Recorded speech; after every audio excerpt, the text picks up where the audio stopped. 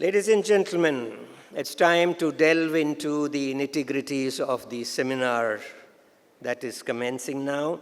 And who better to do that than Professor P. Sripati Tantri.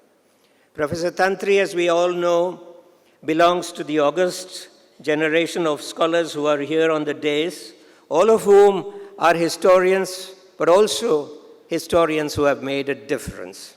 And I think this characterizes Professor P. Sripati Tantri as well, because he has made a difference in whatever he has taken up in his life, be it as the founder principal of the Madhav Pai Memorial College, Manipal, or many other colleges, the Senate member of Mangalore University, a student of the renowned sociologist Iravati Karve, member of the UGC Standing Committee on Women's Education, founder of the South Canara College Teachers Association, chairman of the Dr. Paduru Gururaj Bhatt Memorial Trust, and of course as member of the V.K.R.V. Rao Commission that founded Mangalore University. Ladies and gentlemen, professor of sociology, scholar, educator, administrator, author, activist, Veda Shastrajna, D.Lit from Mangalore University, Professor P. Sripati Tantri.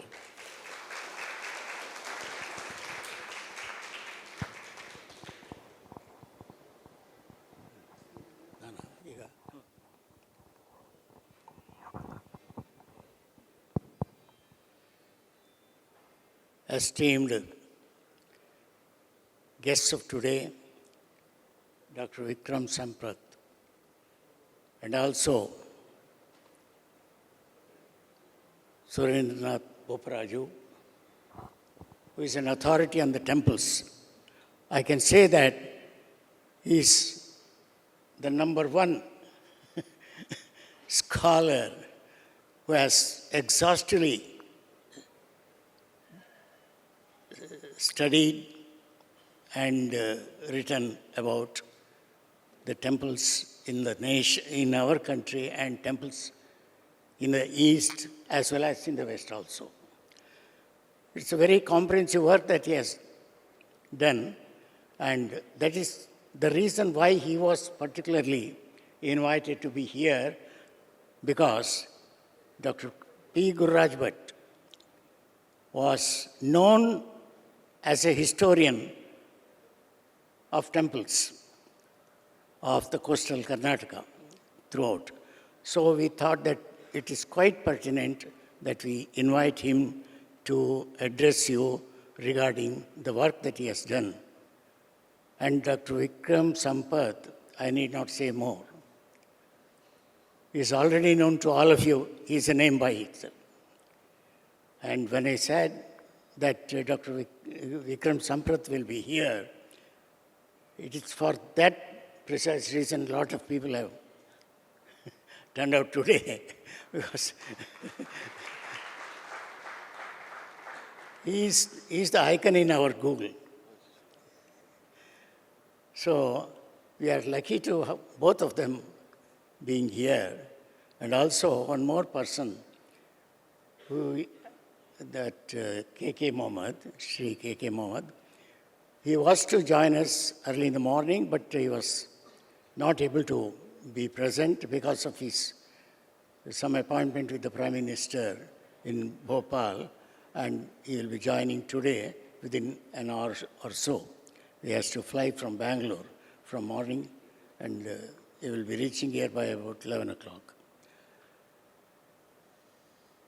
The purpose of convening this kind of conference is to just revisit our history, which is the need of the hour, very, very urgent need of the hour, because a lot of things have happened during the past 70 years or so after our independence.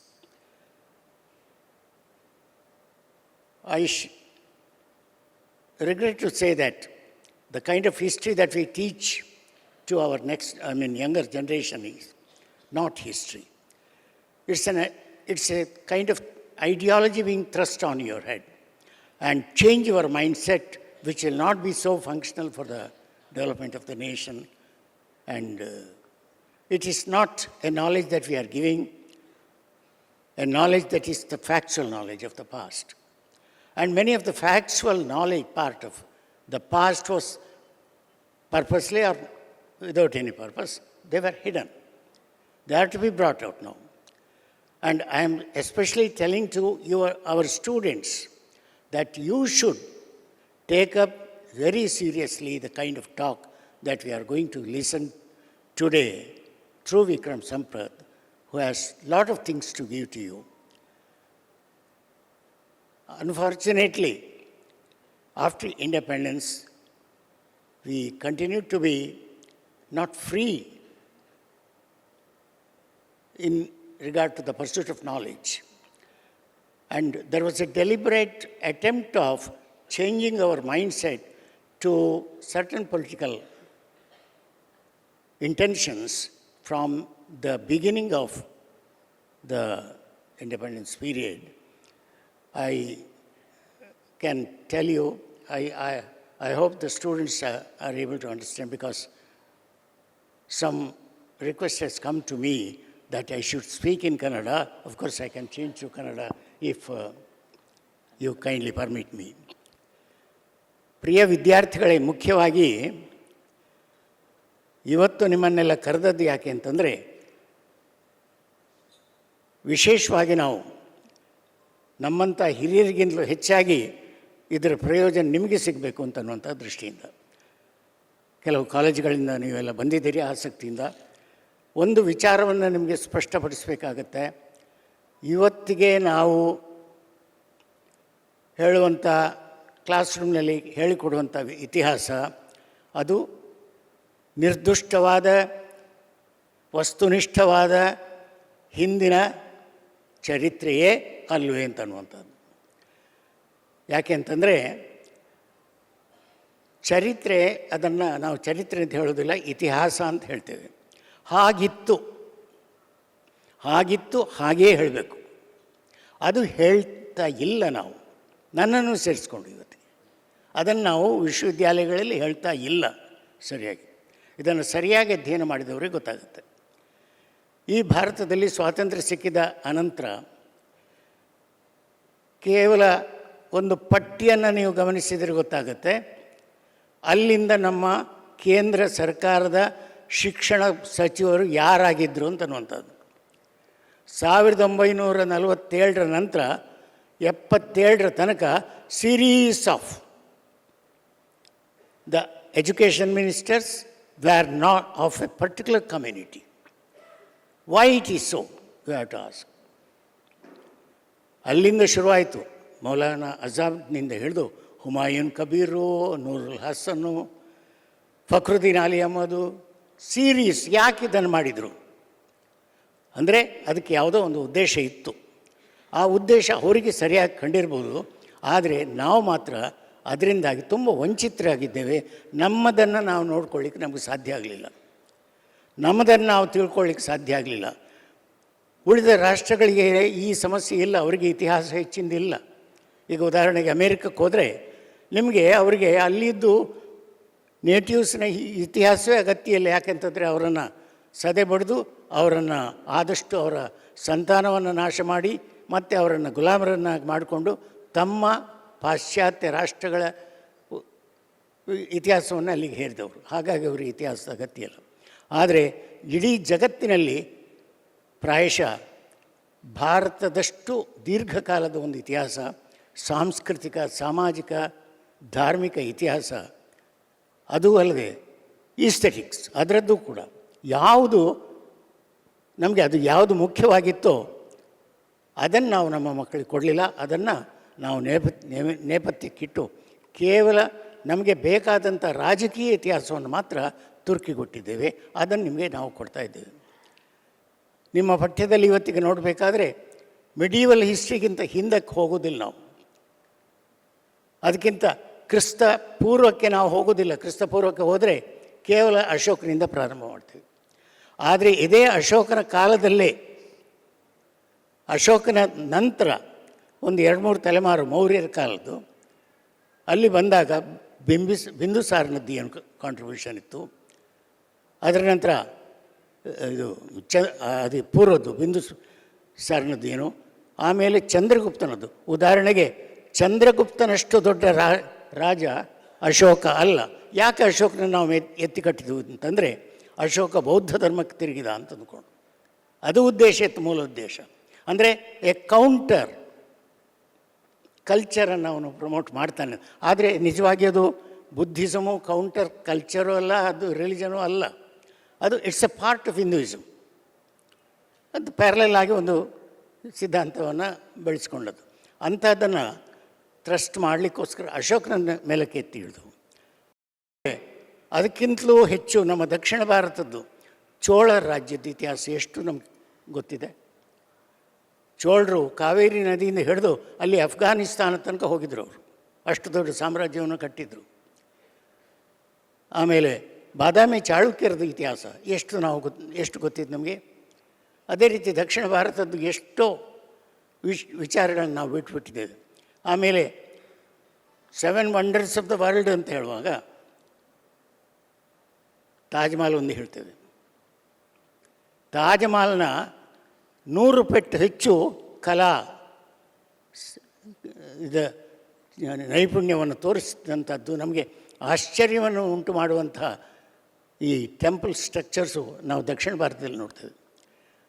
ಚೋಳರದ್ದು ಈ temple ಆರ್ಕಿಟೆಕ್ಚರನ್ನು ನಾವು compare ಮಾಡಿದರೆ ಬರೇ ಬೋಳಾಗಿ ಕಾಣುವಂಥ ಒಂದು ತಾಜ್ ಮಹಲ್, ಅದನ್ನು ನಾವು ಅದರಲ್ಲಿ ಏನಿಲ್ಲ, ಅಲ್ಲಿ ಆರ್ಟಿಸ್ಟಿಕ್ ಯಾವುದೇ ಸ್ಕಿಲ್ ಅಲ್ಲಿ ನಾವು ಕಾಣ್ತಾ ಇಲ್ಲ. ಒಂದು ಯಾವುದೋ ಒಂದು ಇರುವಂಥದ್ದು, ಅದು ತಾಜ್ ಮಹಲ್ಗಿಂತ ಅದರ ಬ್ಯಾಕ್ಗ್ರೌಂಡು ಹೆಚ್ಚು ಸುಂದರವಾಗಿ ಕಾಣುತ್ತೇವೆನಾ. ಒಂದು ಚಿದಂಬರಮೋ ಅಥವಾ ನಿಮ್ಮದು ತಾಂಜಾವೂರಿನದ್ದು ದೇವಸ್ಥಾನವೋ, ಮಧುರೈ ಮೀನಾಕ್ಷಿ ಟೆಂಪಲೋ, ಅಥವಾ ತಿರುನೆಲ್ವೇಲಿ ಅಲ್ಲಿ ಇದು ತಿರುನೆಲ್ವೇಲಿದ್ದು ದೇವಸ್ಥಾನ, ಇವನ್ನೆಲ್ಲ ನಾವು ನೋಡಿದರೆ ಇದಕ್ಕೆ ಹೋಲಿಸಿದ್ರೆ ಅದು ಏನೂ ಇಲ್ಲ ಅಂತ. ಅದು ಬಿಡಿ, ಬೇಕಾದರೆ ಈಸ್ಟರ್ನ್ ಇಂಡಿಯಾಕ್ಕೆ ಹೋದರೆ ಒಂದು ಒರಿಸ್ಸಾದಿಂದ ಹಿಡಿದು ಅಲ್ಲಿ ಜಾರ್ಖಂಡು ಮಧ್ಯಪ್ರದೇಶ ತನಕ ಅಲ್ಲಿ ಇದ್ದಂಥದ್ದು ಆ ದೇವಸ್ಥಾನಗಳು, ಅವುಗಳಿಗೆ ಹೋಲಿಸಿದರೆ ಬೇರೆ ಯಾವುದಿಲ್ಲ. ಆದರೆ ಇದು ಯಾವುದನ್ನು ನಾವು ಪಠ್ಯದಲ್ಲಿ ಸೇರಿಸಲಿಲ್ಲ. ನಿಮಗೆ ಈಗ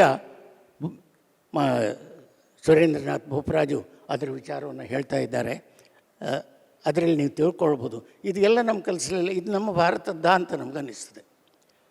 ಯಾಕೆ ನಮಗೆ ಇದರ ಪಠ್ಯವನ್ನು ಕೊಡಲಿಲ್ಲ?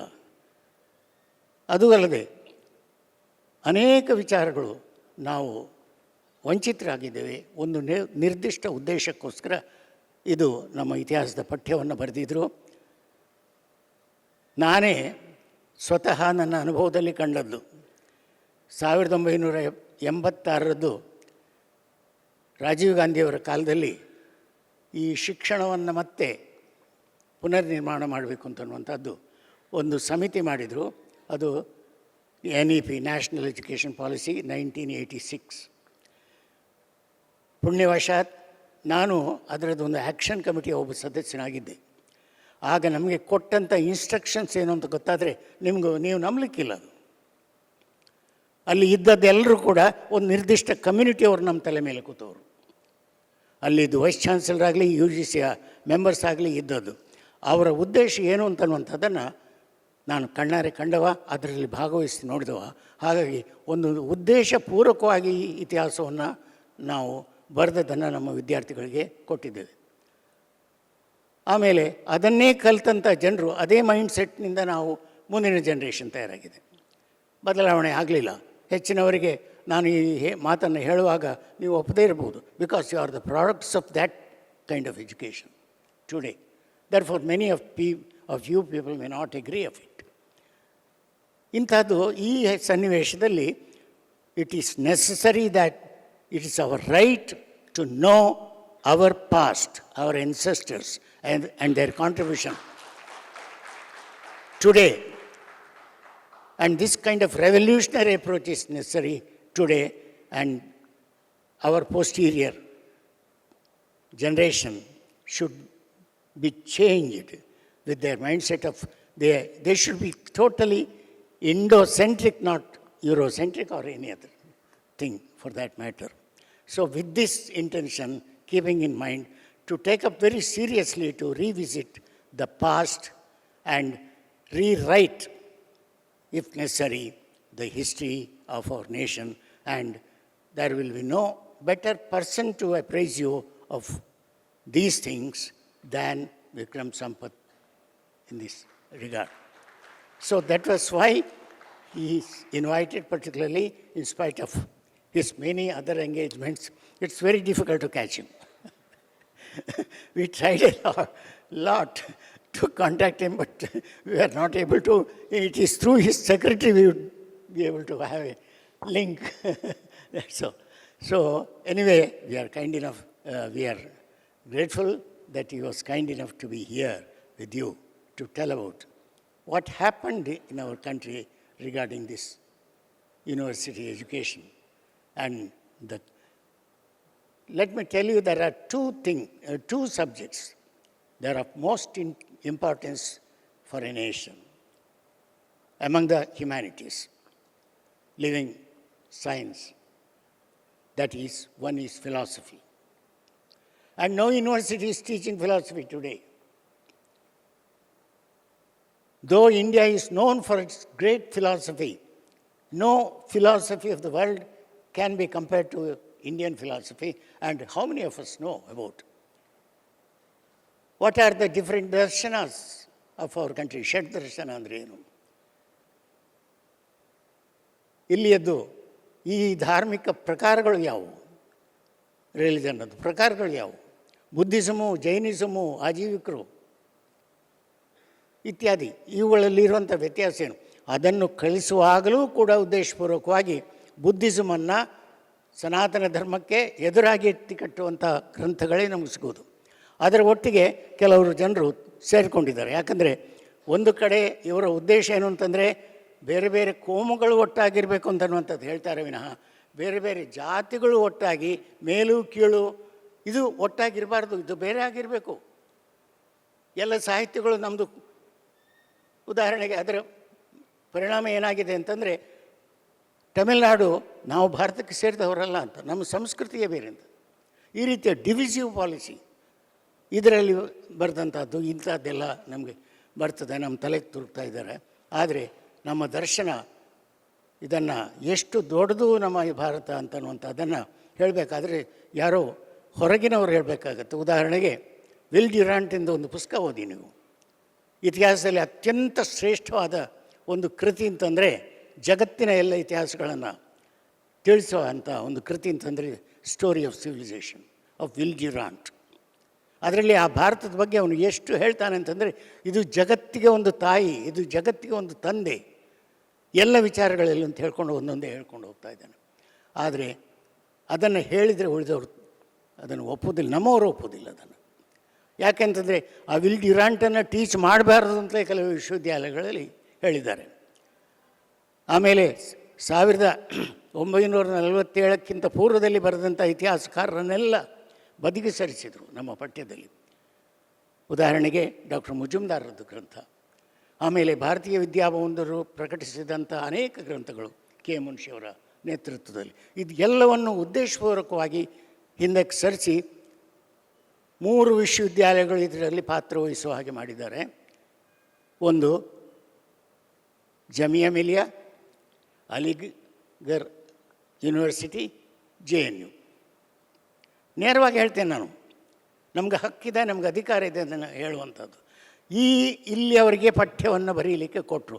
ಅಲ್ಲಿಯ ಜನರದ್ದು ಯಾರು ಪ್ರಾಧ್ಯಾಪಕರು ಬರೆದಿದ್ರು ತಲೆಬುಡ ಗೊತ್ತಿಲ್ಲ ಭಾರತದ್ದು ಅವರಿಗೆ, ಭಾರತದ ಸಂಸ್ಕೃತಿಯ ಪರಿಚಯವೇ ಇಲ್ಲ ಅವರಿಗೆ. ಅವರ ಗ್ರಂಥವನ್ನು ನೀವು ನೋಡಿದರೆ ಗೊತ್ತಾಗುತ್ತೆ. ಭಾರತದ ಇತಿಹಾಸವನ್ನು ಬರೀಬೇಕಾದರೆ ಮೂಲತಃ ಒಂದು ಸಂಸ್ಕೃತ ಭಾಷೆಯೂ ಅಗತ್ಯ ಇದೆ. ಎಷ್ಟು ಜನರಿಗೆ ಸಂಸ್ಕೃತ ಗೊತ್ತಿತ್ತು ಇವರಿಗೆ ಇತಿಹಾಸ ಬರೀಲಿಕ್ಕೆ? ಯಾರೂ ಇಲ್ಲ. ಅಂಥವ್ರಿಗೆ ಎಲ್ಲರನ್ನೂ ತಳ್ಳಿ ಹಾಕಿದರು. ಅದಕ್ಕಿಂತ ಮೊದಲು ಬರೆದಂಥದ್ದು ಮುಜುಮ್ದಾರರ ಗ್ರಂಥ ನನಗಿಂತ ಹೆಚ್ಚು ಇತಿಹಾಸದವರಿಗೆ ಗೊತ್ತಿರಬೇಕು. ಅದನ್ನು ಯಾಕೆ ಮೂಲೆಗೆ ಸರಿಸಿದರೆ, ಅದನ್ನು ಯಾಕೆ ಪಠ್ಯವಾಗಿ ಇಡೋದಿಲ್ಲ ಇವತ್ತಿಗೆ? ಇಂಥ ಸಂದರ್ಭದಲ್ಲಿ ನಮಗೆ ಮತ್ತೊಮ್ಮೆ ಇದನ್ನು ನೋಡಬೇಕು. ಸಾಧ್ಯವಾದರೆ ನಮ್ಮ ಅಧ್ಯಾಪಕರು ನಾವು ಎಲ್ಲ ಒಟ್ಟಿಗೆ ಸೇರಿ, ಬೇಕಾದರೆ ನಾನು ಹೇಳಿದ್ದಕ್ಕೆ, ವಿಕ್ರಮ್ ಸಂಪತ್ ಹೇಳಿದ್ದಕ್ಕೆ ಏನಾದರೂ ಒಪ್ಪದೇ ಇರಲಿಕ್ಕೆ ಅಂಶಗಳು ಇದ್ದರೆ ನೇರವಾಗಿ ಹೇಳಿ, ಮಾತಾಡುವ. Let us have A dialogue. But the dialogue should be based on neutrality and objectivity of our mind, without any bias or prejudices. ಆ ರೀತಿಯಲ್ಲಿ ನಾವು ಒಂದು ವಿಷಯವನ್ನು ಅಧ್ಯಯನ ಮಾಡಬೇಕಾಗುತ್ತೆ. ಅದರ ಬಗ್ಗೆ ನಾವು ಒಂದು ನಿರ್ಧಾರಕ್ಕೆ ಬರಬೇಕಾದ್ರೆ ಇಂಗ್ಲೀಷ್ನಲ್ಲಿ ಒಂದು ಶಬ್ದ ಹೇಳೋದಾದರೆ a disinterested intellectual curiosity. That we should keep in our mind, and we should not be disturbed either by the leftist ideology or by the rightist or the centrist or whatever it is. So in this perspective, we have to relook our past ಅಂತನ್ನುವಂಥ ದೃಷ್ಟಿಯಿಂದ ನಾವು ಇದನ್ನು ಏರ್ಪಡಿಸಿದ್ದೇವೆ. ಇದಕ್ಕಿಂತ ಹೆಚ್ಚು ನಾನು ಹೇಳೋದಿಲ್ಲ. We are all grateful to Vikram Sampath and also Surendranath to be with us, to interact with us. And one more person, Shri K.K. Mohammed, will be joining subsequently, and he will be addressing you in the afternoon. And in the morning session is exclusively given to Vikram Sampath to appraise you about our history, our past. Thank you very much.